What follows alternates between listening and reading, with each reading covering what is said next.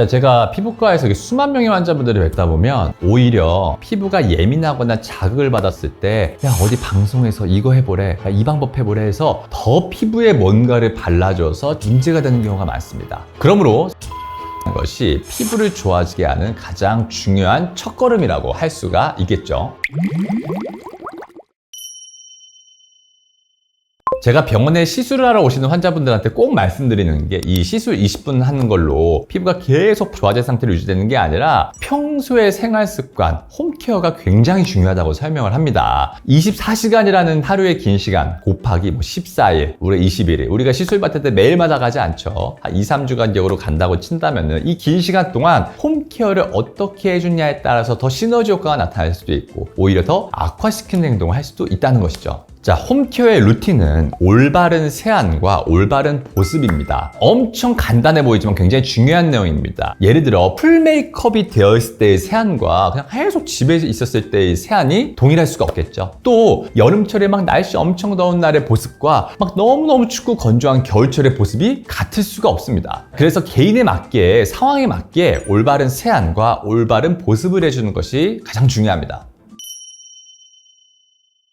제가 가장 강조하는 첫 번째가 바로 클렌징입니다. 이 클렌징 교육만 환자분들한테 제대로 시키더라도 피부가 정말 달라지는 것을 느낄 수가 있습니다. 하지만 제대로 클렌징을 하는 것이 중요합니다. 자, 예를 들어 피지 발달이 많은 여드름성 피부 환자분들이 또 이 여드름을 가리려고 메이크업을 두껍게 한 상황이라고 가정을 해보겠습니다. 그런데 약산성 세안제, 순하다고 해서 그걸로 세안을 시키면은 이 입자들이 다 닦일 거라 생각하세요? 실제로 모공 사이 입자들이 다 닦이지 못하고 남아있게 됩니다. 자, 반대로 얼굴이 정말 예민하고 또 집에만 있어서 메이크업도 전혀 안 돼 있는 분들이 영상을 보고 그래, 이중 세안을 꼼꼼히 하라고 하면서 이중 세안을 하시면 어떻게 될까요? 피부가 굉장히 예민해질 수가 있겠죠. 그래서 제대로 클렌징하는, 올바르게 클렌징하는 방법이 중요하다는 것입니다. 자, 올바른 세안법이 옛날보다 굉장히 중요해진 이유가 두 가지가 있습니다. 자, 첫 번째는 메이크업의 증가, 그리고 두 번째는 이 선크림의 대중화입니다. 우리는 그냥 맨 얼굴을 나가기보다는 항상 뭘 바르죠? 선크림을 거의 루틴으로 바르죠. 우리가 이렇게 평소에 바르는 메이크업 제품이나 이렇게 항상 바르는 선크림 제품에는 티타늄 디옥사이드, 징크 옥사이드, 아이언 옥사이드와 같은 굉장히 미세하고 고운 입자들이 얼굴에 발라지게 되는데 이러한 입자들은 굉장히 곱고 작기 때문에 이 모공 사이에 저류가 돼서 잘 안 닦일 수가 있습니다. 자, 그럼 이러한 것들이 화이트헤드나 블랙헤드 그리고 성인 여드름을 유발할 수가 있는 것이죠. 자, 근데 우리가 원장님 나 화장솜으로 닦았는데 아무것도 안 보여서 잘 닦인 것 같은데 이렇다고 잘 닦인 게 아닙니다. 이렇게 눈으로 보이는 것들이 아니라 우리 확대경을 통해서 관찰을 했었을 때는 모공 안쪽에 이러한 입자들이 저류가 되어 있는 것이죠. 제가 4년 전부터 이 화장품 연구실에서 수많은 자외선 차단제 물질을 또 다양한 세안제로 클렌징을 시켰었을 때 이 모공 안쪽에 이러한 화장품들의 소입자가 저류가 돼서 결국 화이트헤드나 블랙헤드 그리고 성인 여드름을 유발하는 것들을 수없이 확인하고 관찰을 했습니다. 그러므로 세안을 올바르게 하는 것이 피부를 좋아지게 하는 가장 중요한 첫걸음이라고 할 수가 있겠죠.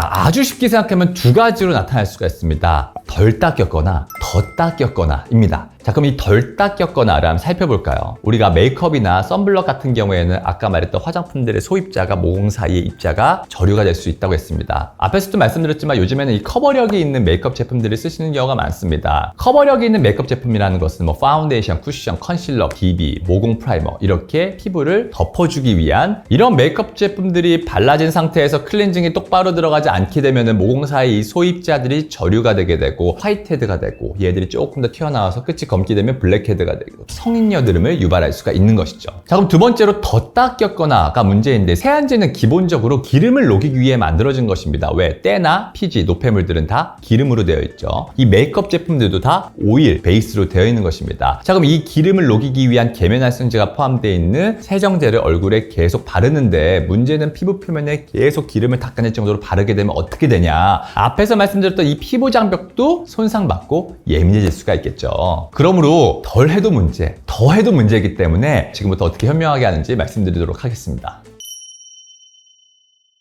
자, 세안을 할 때는 첫 번째는 피부 장벽의 손상을 최소화로 주면서 두 번째는 피부 안쪽에 있는 노폐물, 피지, 화장품 입자들을 확실히 닦아낼 수가 있어야 됩니다. 커버력이 있는 메이크업 제품들은 대부분 오일을 기본 성분으로 합니다. 우리가 클렌징 워터를 사용했었을 때 그러면 이 기름을 닦아내기 위해서는 계면활성제라는 것이 포함되어 있기 때문에 클렌징 워터도 기름을 섞일 수 있게 하는 역할을 합니다. 하지만 클렌징 워터를 쓸 때 우리 보통 어떻게 쓰죠? 물처럼 줄줄줄 흐르죠. 그렇기 때문에 화장솜을 이용해서 닦아봐야 한 5-6번 정도 닦아냅니다. 우리가 실제로 이렇게 클렌징 워터로 얼굴에 마찰을 줘서 닦아냈었을 때 피부 모공 안쪽에 있는 이러한 화장품들의 소입자들이 충분하게 닦여지지 않는 것을 흔하게 관찰을 할 수가 있습니다. 자, 그렇다면 혹자분들은 그러면 화장솜으로 더 여러 번 닦으면 되는 거 아니야? 이렇게 싶으실 텐데 실제로 이 화장솜에 가해지는 피부 마찰이 아까 말씀드렸던 피부 장벽에 굉장히 좋지가 않기 때문에 이 클렌징 워터라는 성분 자체는 모공 안쪽에 있는 화장품들의 입자나 피지를 흡착하는 능력이 좀 떨어지게 되고 이용할 수밖에 없는 수단인 화장솜에 의해서 마찰이 가해질 수 있다는 것이죠. 자, 근데 이제 클렌징 오일의 경우에는 오일 자체는 문질러 보면 어떠죠?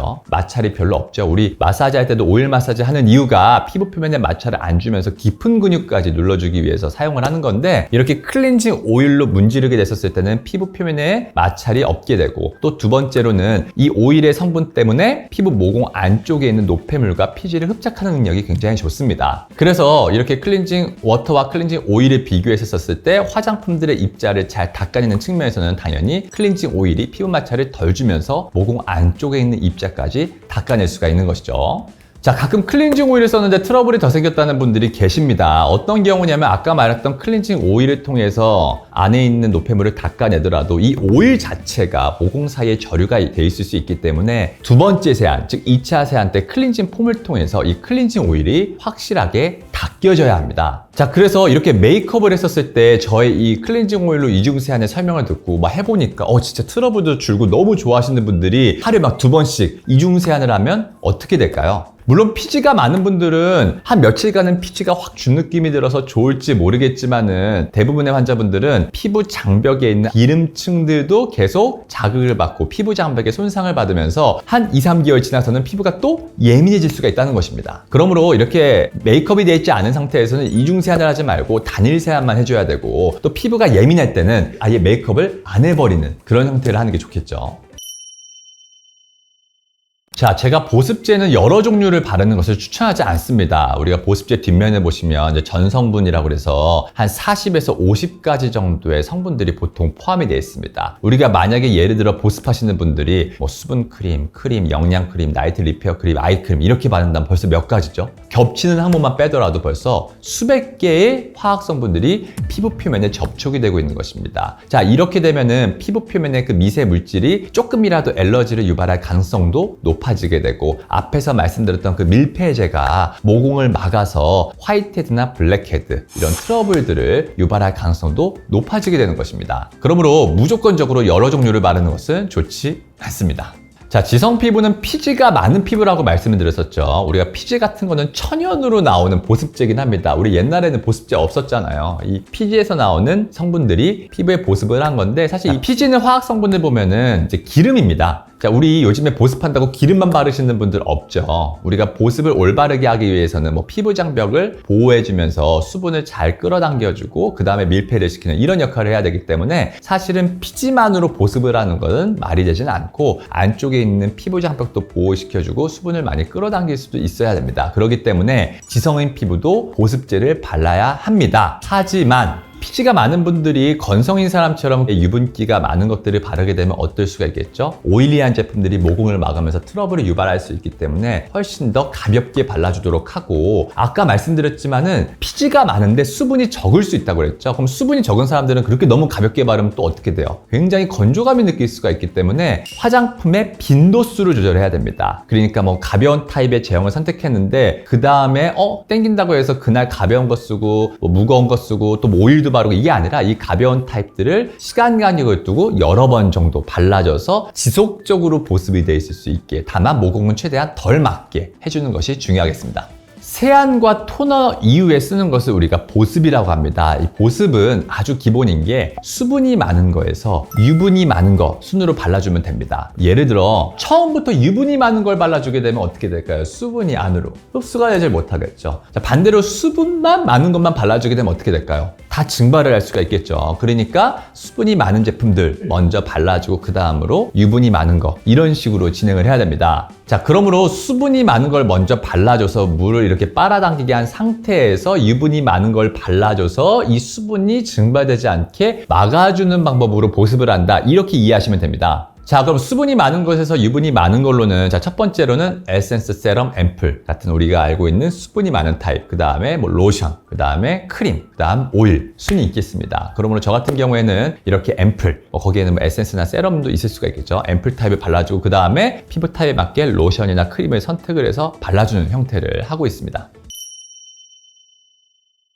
자, 수분이 많은 보습제 종류를 앞에서 뭐라고 그랬었죠? 우리가 뭐 에센스, 세럼, 앰플 뭐 이렇게 얘기했는데 안에 있는 유효 성분이 많을수록 에센스, 세럼, 앰플이라고 얘기를 합니다. 전 그중에서 저분자랑 히알루론산 앰플을 중요하게 생각합니다. 화장품이 그 자체가 막 들어가서 H2O, 물을 막 만들어내거나 물을 공급하는 게 아닙니다. 아까 말한 함습, 물을 빨아당기는 애들이 들어있어야 됩니다. 자, 이 물을 빨아당기는 함습제가 많이 피부 표면 쪽으로 물을 빨아당긴 상태에서 밀폐제가 덮인다면 피부 표면이 촉촉하고 물광이 나 보이고 보습이 잘 될 수가 있겠죠. 근데 여기서 이 히알루론산은 우리 몸에 있는 성분인데 자기 몸의 1000배 정도 되는 수분을 빨아당기는 굉장히 강한 함습제입니다. 예전에는 이 히알루론산 제품들은 다 분자량이 크기 때문에 안쪽으로 투과는 못하고 피부 표면 쪽에만 위치했다고 친다면 요즘에는 이 저분자량 히알루론산이 나오게 되면서 피부 안쪽으로 최대한 이 성분들이 흡수가 돼서 이 각질층에서 물을 빨아당기면서 피부 안쪽에서 수분이 유지될 수 있기 때문에 제가 이 저분자량 히알루론산을 가진 앰플 타입을 좋아하기 때문에 이 저분자량 히알루론산 앰플을 중요하게 생각을 합니다. 자, 유분이 많은 종류에는 로션과 크림이 있다고 그랬는데 요즘에 굉장히 강조하는 새로운 피부 재생 성분이 있는데 소나무에서 유래한 베타시토스테롤이라는 성분입니다. 자, 이건 사실 새롭다라고 얘기하는 게 애매한데 대한민국 피부과 전문이라면 피부에 손상을 받았었을 때 뭐 화상이나 이런 걸 입었을 때 우선적으로 발라주는 연고인 미보 연고라는 것이 있는데 이거의 성분이 바로 베타시토스테롤입니다. 피부 장벽 성분과 유사해서 소량으로도 피부 재생에 효과를 줄 수가 있습니다. 우리가 항염증 효과와 피부 재생 효과 그리고 항산화 효과에 대한 다양한 임상 결과들이 나와 있고 기존의 시카 제품의 성분인 마데카소사이드보다도 더 적은 농도로도 피부 장벽 회복에 효과가 있다는 논문들도 있습니다. 제가 여기서 한 2가지 정도를 더 추천드리는데 비타민 C 앰플과 비타민 A 앰플입니다. 비타민 C는 우리가 잘 알고 있는 것처럼 미백, 항산화 작용이 있고요. 비타민 A는 항노화, 각질층 탈락, 그리고 주름 개선 이런 효과가 있습니다. 자, 근데 문제는 둘 다 자극감이 있을 수 있습니다. 저는 그러므로 2개를 동시에 바르는 걸 추천하지 않습니다. 물론 피부 장벽이 강한 분들은 2개를 동시에 발라도 문제가 안 되겠지만은 피부가 예민한 분들의 경우에는 2개를 동시에 바르는 경우에 자극감으로 인한 미세 염증으로 인해 생기는 현상들이 더 피부를 안 좋게 할 수가 있기 때문에 비타민 C는 낮에 나가기 전에 발라주고 밤에는 이 비타민 A는 낮에 햇빛에 의해 분해가 되기 때문에 밤에 발라줘야 되거든요. 그래서 밤에는 비타민 A 앰플을 바르고 이런 식으로 나눠서 바르는 것이 도움이 될 수가 있겠습니다. 자, 제가 피부과에서 수만 명의 환자분들을 뵙다 보면 오히려 피부가 예민하거나 자극을 받았었을 때 야, 어디 방송에서 이거 해보래, 야, 이 방법 해보래 해서 더 피부에 뭔가를 발라줘서 자극이 돼서 문제가 되는 경우가 많습니다. 자, 피부는 항상 기본에 충실한 게 중요합니다. 그래서 제가 보통 피부가 문제가 있거나 예민한 경우에 뭐부터 뺄지 생각을 하고 말씀을 드립니다. 아까 앞에서 말했던 올바른 클렌징도 사실은 어려워 보일 수 있겠지만은 원리만 따져보면 되게 단순화되어 있거든요. 그렇게 해서 이 단순한 방법으로 하고 보습했었을 때 우리가 자꾸 화장품 회사에서 이거 바르고 저거 바르고 이거 안 따라가면 내 친구 다 바르는데 나는 늦춰지는 것 같고 이게 아니라 기본에 충실해서 피부 장벽은 손상시키지 않고 강화시키면서 항염증 작용, 항산화 작용 정도 있는 것으로 꾸준하게 발라주는 것이 도움이 될 수 있겠습니다. 즉 투머치가 오히려 문제가 될 수 있다는 것이죠.